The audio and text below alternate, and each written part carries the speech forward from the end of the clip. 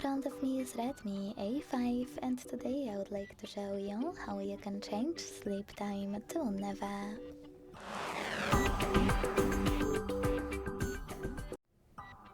First of all, go into Play Store and download free app called Caffeine Keep Screen On from this developer. When your app is ready, you need to launch it. Hit OK in Welcome pop-up. Tap on Timeout and make sure Infinite is on. Now to make it work, go into Tab menu and edit it thanks to this pen at the bottom right corner.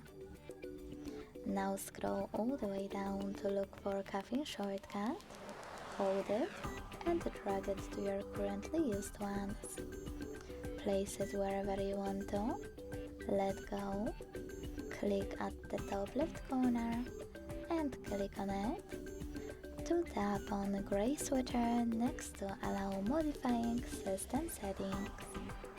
When all of that is done, go back to the tab menu to tap on your shortcut again, this time to turn it on or off.